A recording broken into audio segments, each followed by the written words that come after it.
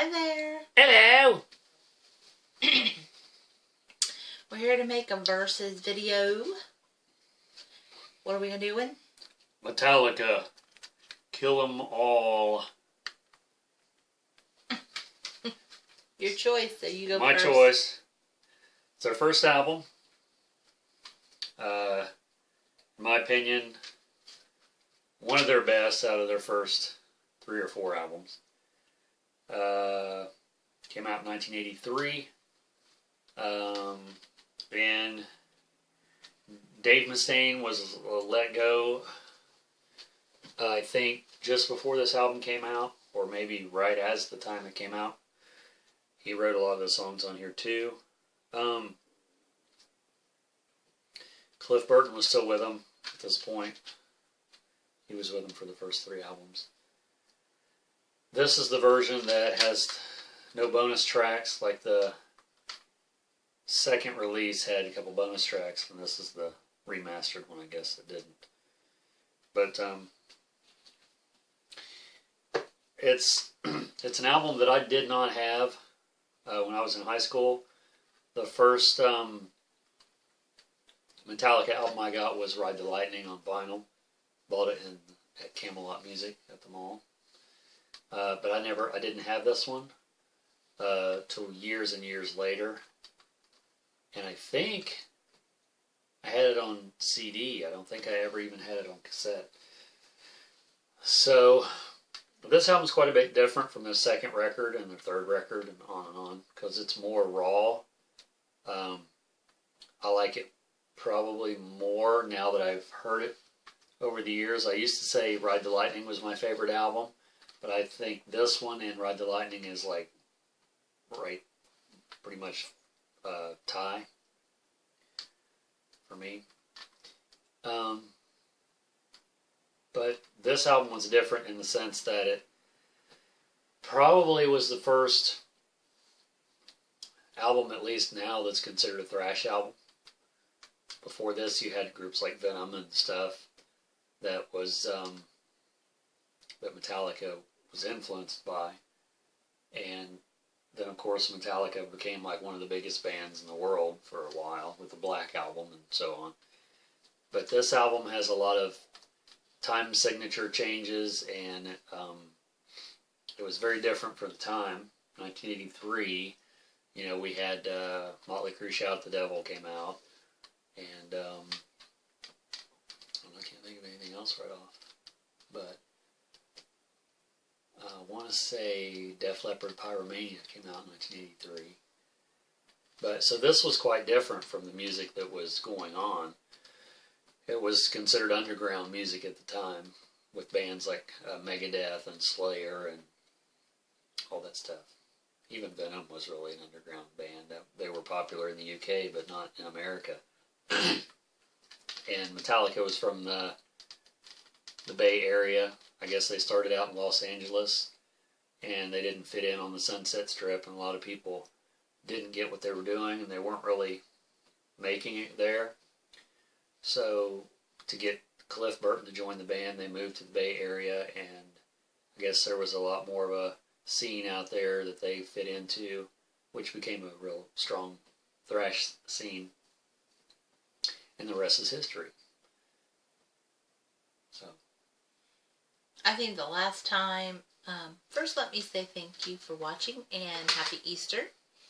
The last time we did a thrash review, I made the comment I'm not a thrash fan, and I'm not. I'm really not. I don't know what that is. I know that's what you're thinking. It's incense. And how'd it get clear over there? I have no idea. Anyway, probably because the cat stepped in it right there and tracked it over here. Oh. Anyway, mystery solved. Thank you, Shaggy.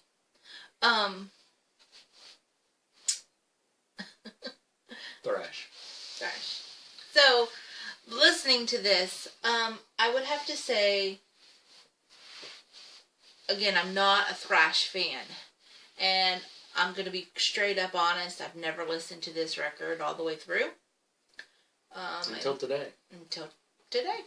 I have heard a couple of the songs here or there, but nothing really significant. But as a whole, taking the album in a whole, it's a very good album. I didn't have any problem with it. I enjoyed listening to it. The vocals were good. The musicians were good. I understood some of the lyrics a little bit more than when we listened to Slayer. I could comprehend and understand what they were saying. But again, not my favorite genre, so for me to even say that I enjoyed listening to it is a big plus. Do any of those songs stand out from the title that you heard? Jump in the Fire, I like that song. The Metal Militia, the last song, was really cool, especially at the end. When the bombs or fireworks or whatever that was going off. They were on the same record label as Motley Crue, too. Yep, they sure were. So overall, I'd probably give this 8. What was Metallica songs that you were familiar with before listening to this album? Enter Sandman. It has to be more than that. It's not one I know. I mean, by name, you only know that one. You probably know more, just don't know the name, probably. Because they played a lot. That's possible. They played a lot of those on the radio. They still play them. I'm sure you know the song One, don't you? Oh, I do know that song. Yes, I do. However, Enter Sandman is my favorite Metallica song. Probably everybody's favorite Metallica song. I could listen to that song over and over again. It's one of their best, probably the best song off the Black Album, I think. Yeah, but it's not on this album, so we shouldn't talk about it, I guess. Well, we gotta fill out some space here. I don't know. Well, we got 7 minutes. We're already done talking about it. You didn't give you didn't give your. Well, I give it a spins. 10. I give it a 10 out of 10. Spins, stars, plays, whatever. I'm not into Metallica as much as I used to be. Back in the 80s, I was into a lot of hard music, which was mainly thrash metal at that time. Black metal didn't technically exist with that term. There was a few bands that sort of had that, I mentioned Venom, and there was a couple other ones that were similar. But there wasn't, that genre didn't really exist. So thrash metal was about the hardest thing you could listen to, and, Merciful Fate, which I don't consider that thrash metal, but that was sort of, in that vein for the lyrics and stuff, for black metal, I mean. But as far as, I remember kids in school, there was very few that liked anything other than what was popular, which is probably still the case to a point.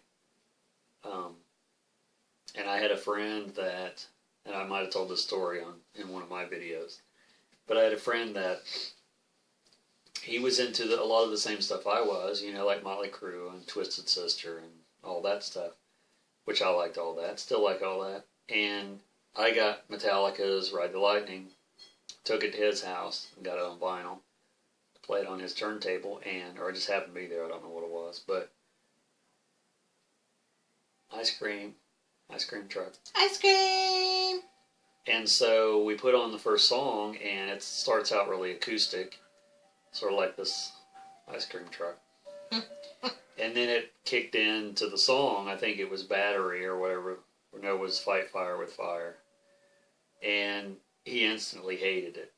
He says, that's terrible. And he picked the needle up and put it on a different place on the album. He said, well, let's see if it's any better. And of course, it was still the same Metallica. And he hated it. He wouldn't even listen to it. He said, that's crap. I said, no, it isn't. That's cool. So that was right then and there. That's when it happened that he stuck with the 80s. I guess you call it glam. It's called hair metal now, but he stuck with that, and I went on into the heavier stuff and continued to listen to everything I was listening to. You know, I don't disregard or throw away music that I was once into, because a lot of times I still get in that mood and go back to it. But some people do that, and then I'm not saying he did that, but so I was a Metallica fan from that point on, and never got to see him in concert, unfortunately. But my first concert went with this guy and a friend to see Slayer and Wasp. They were there for Wasp. I was there for all three bands, which Raven was the other one. And he didn't like them either. So, you know, that's fine. Everybody has their opinions. To each his own. But that was my first introduction to thrash metal, was Metallica. And, yeah. All right. All right. So next week, or next time. Oh, yeah. Did you pick something? We shall be You have it to show? reviewing. I didn't pull it out. But I can't. Give me just 1 second here.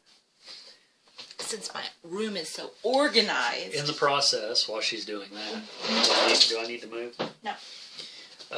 I'll just ask you, viewers out there, to check out her other channel, Graveyard Shift. She just uploaded a video, I don't know, last weekend. It's about graveyards, walking through graveyards and seeing what you can see and talking about it a little bit. If you're into that kind of thing, check it out. And then, of course, I have a channel by my first and last name, Brandon Young. Check it out. Vinyl updates, whatnot. I just uploaded a bunch of videos today, yesterday, and today. And some vinyl update videos, too. And then I have a Kiss podcast I do with Eli.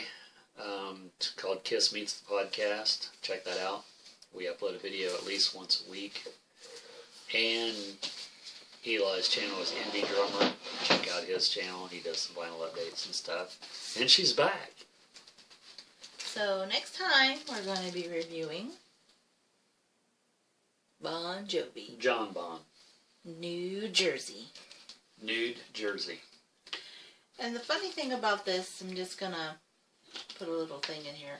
I think I've only actually heard maybe 4 songs off this album. You're kidding. Yeah. Really? I'd love to go into that right now, but we gotta wait. So, we'll see what we think.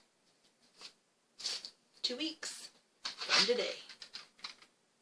Pick up this. Listen to this.